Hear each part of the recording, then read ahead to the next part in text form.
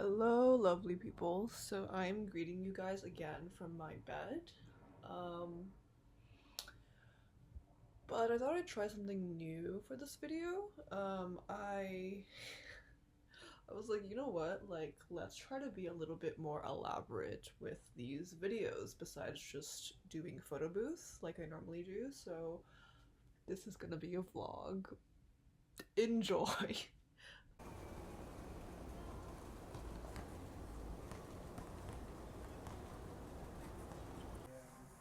And then got 3 hours of sleep and then was moving until like 2:50 p.m. Oh, they were just like, hey, it's Andrew. That was his name.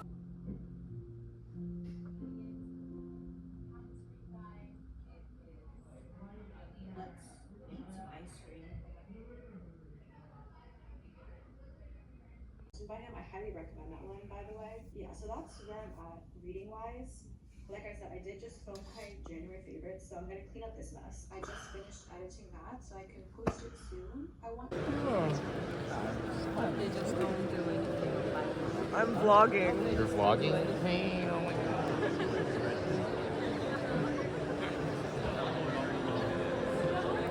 It was just aiming at one part.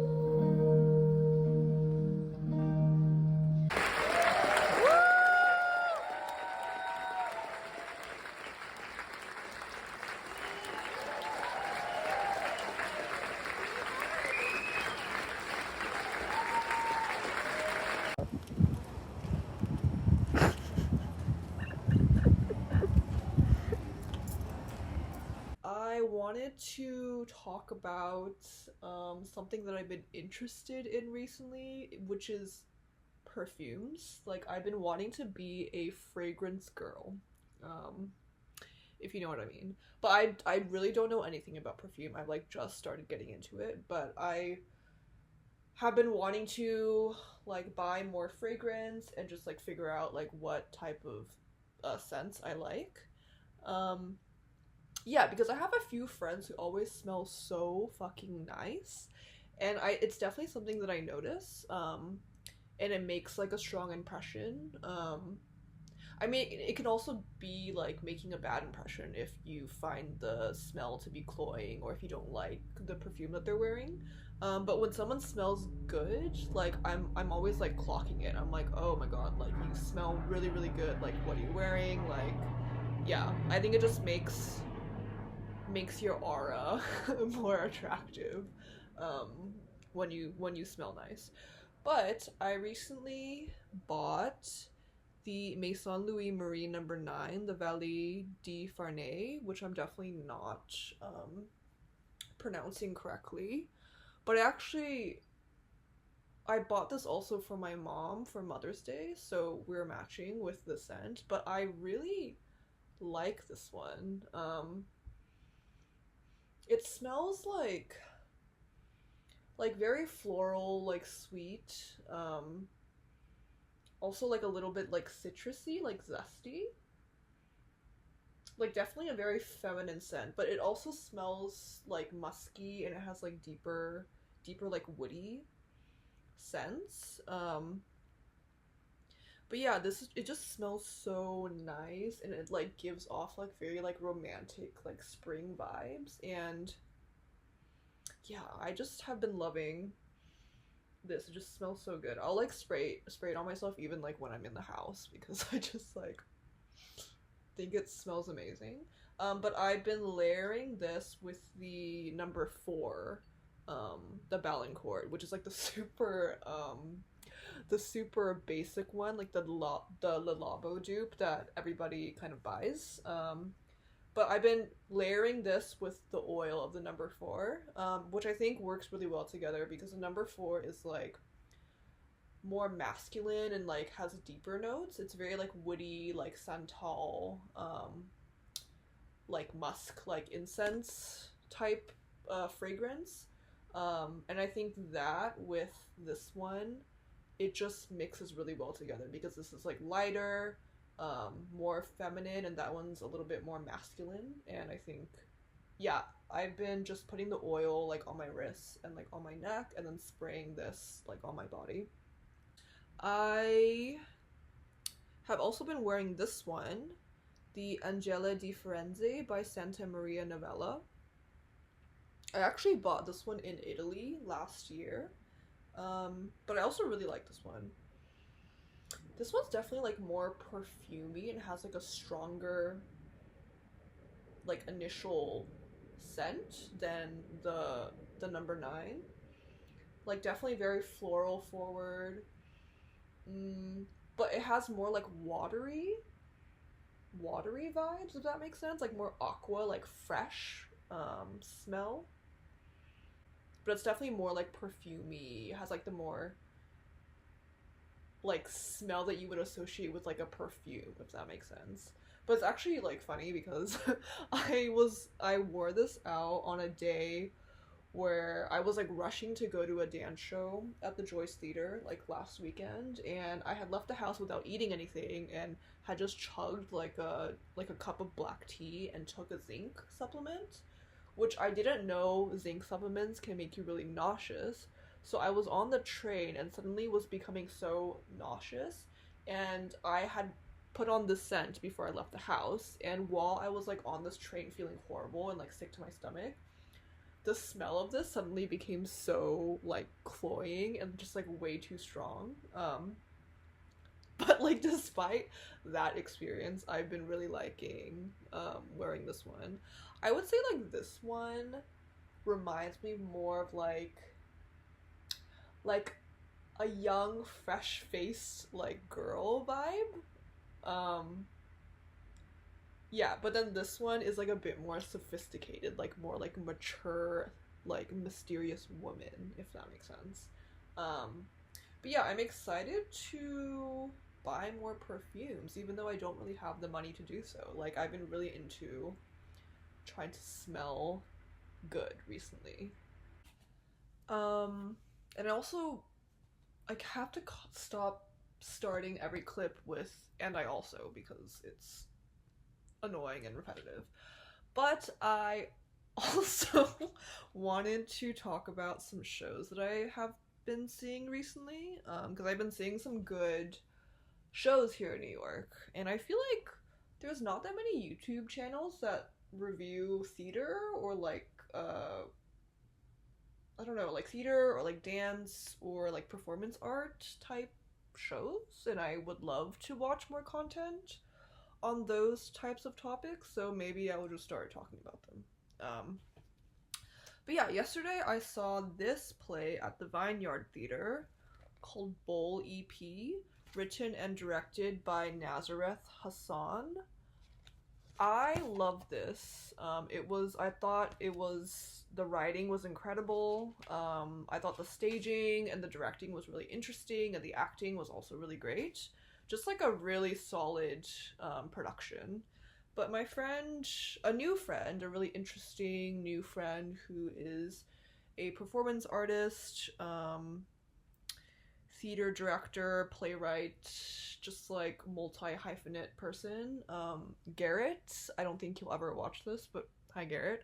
He told me about this play because he is friends with the director and the playwright, and yeah, was just telling me how he really admired their work and was really excited to go see this production. So we went together to go see it yesterday. It was really good, really, really good.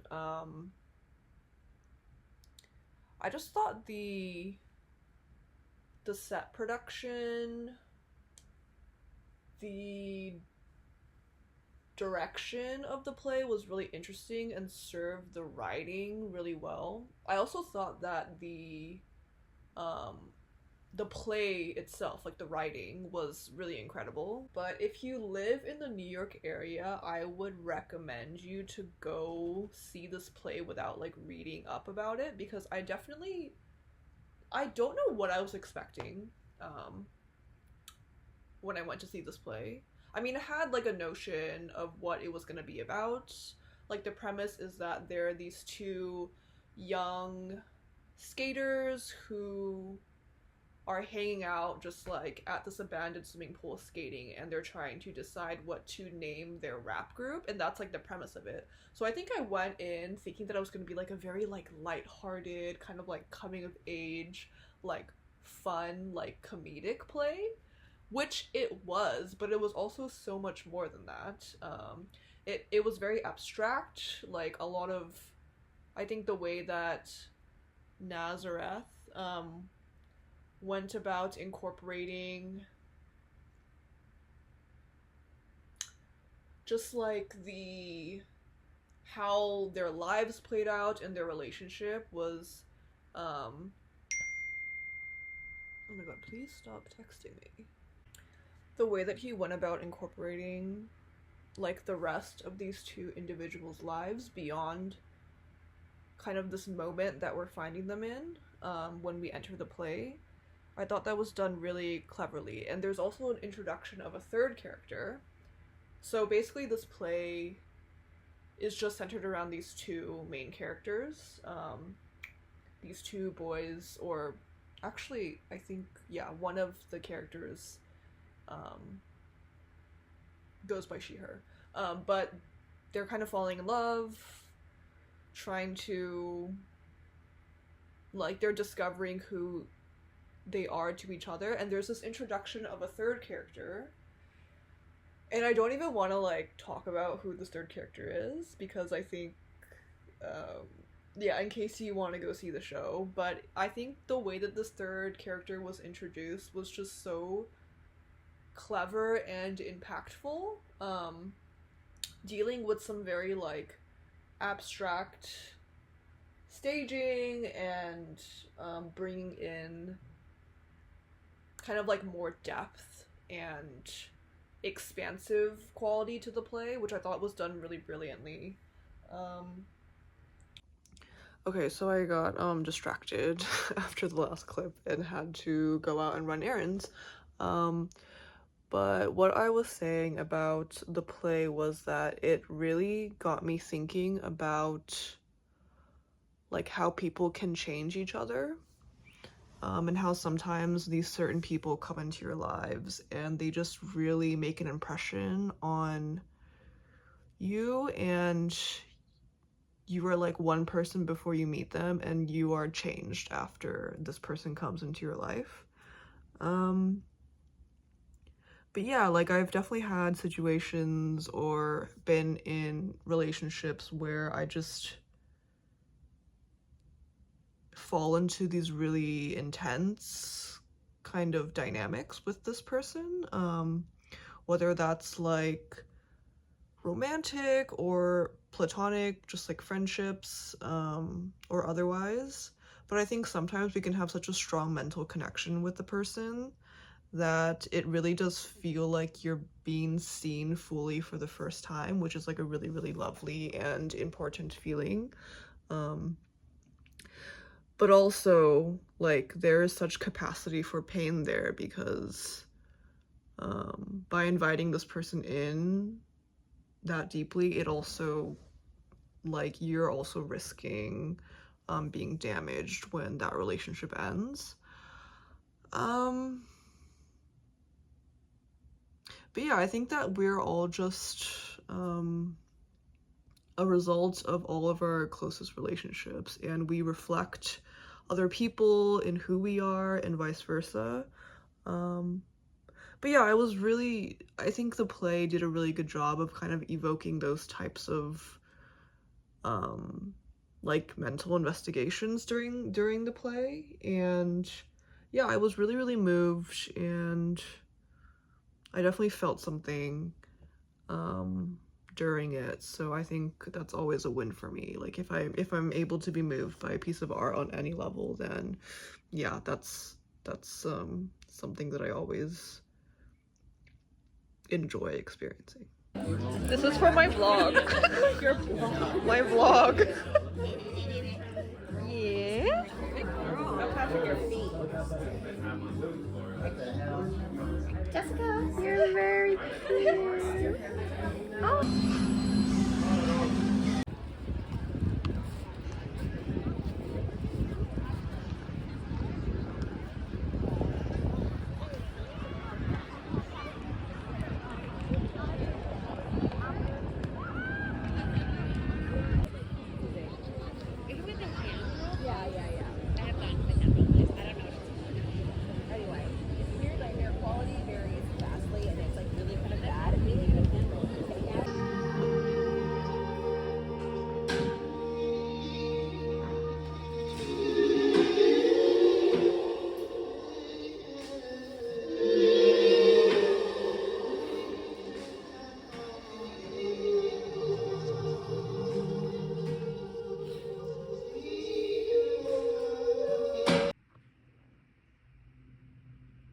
Why does this look slightly suggestive?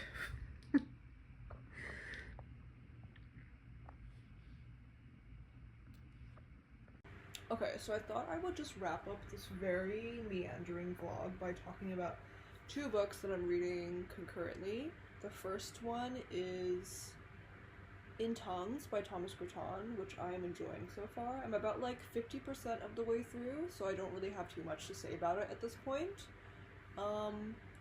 But the premise is that there is this young queer man named Gordon who, after like a bad breakup, on a whim takes a bus from Minneapolis to New York City to kind of like start a new life, I guess. And then he becomes embroiled in the lives of this kind of wealthy gay couple who are like in the gallery art world in New York. So I think it's a lot about like self-discovery, about sexuality, about like power dynamics, and just like about being directionless and confused in your, you know, like early adulthood. So that part is definitely very relatable. Yeah, I'm liking it so far. It's an easy read, like the language is not very complex, and you can like go through the pages quite quickly. And yeah, I've just like hit the point where I think things are about to get more interesting, so I'm excited to like see where the story goes. But I first became interested in this book because one of my favorite directors, Ira Sachs, who directed the movie Passages and Love is Strange, amongst like other ones. Oh, also Peter Hooter's Day, which is coming out soon. He's like an amazing director, does a lot of like queer stories. He is actually adapting this book into a film that will be shooting, I think, later this year. So that's kind of how I kind of became interested in this, because I was just like, oh, if he finds it, you know, like a good enough IP to adapt it into a film, then I definitely want to at least give it a read.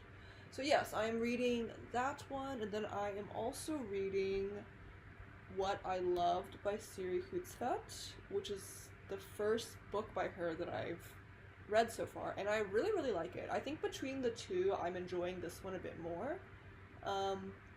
I'm about like 30% of the way through with it, so again, like not much to say, but it kind of has like a similar premise and setup to In Tongues. It's also set in New York City in like the gallery visual art world, and yeah, it's like following kind of the changing relationships of these two couples. Like one of them is a painter who is married to a poet, and then the other one is like an art critic who's married to a writer. So it kind of charts their lives over the course of, I think it's like, it covers several decades. But yeah, I'm really enjoying it so far. The language is really beautiful. I think if I need to compare the two, like I think What I Loved it just feels a bit deeper and more nuanced than in Towns, and I just am finding the relationship dynamics between these two couples to be like a bit more like interesting, like there's more there. Um, but yeah, they're also just very different. Like in Towns is a much more youthful novel, and the characters are younger, or the main character is younger, and yeah, a bit more like he kind of feels like an empty slate to me so far, which is also part of the reason why like I am not connecting with him that much, is because it kind of feels like he's so like doesn't he is so unsure of his own identity that it's just kind of coming off as he's just like an empty space that's just absorbing all of these events that's happening to him. Whereas I feel like the characters and what I loved are a bit more fully formed and yeah, just more unique, I would say. But yeah, I'm enjoying reading the two together since they are kind of similar in premise and setting. Yeah, and I guess I'll just update you guys in the next video what I think about them when I finish. But yeah, thank you all for watching. I hope you enjoyed some parts of this very ramble-shamble vlog, and yeah, like, give me some ideas on what other stuff you want me to talk about. Like, does the theater review type of content interest you, or should I just stick to books? I have so many things that I could like yammer on about, but I don't know if people would be interested. But yeah, I hope you guys have a lovely spring, and I'll see you in the next video. Bye!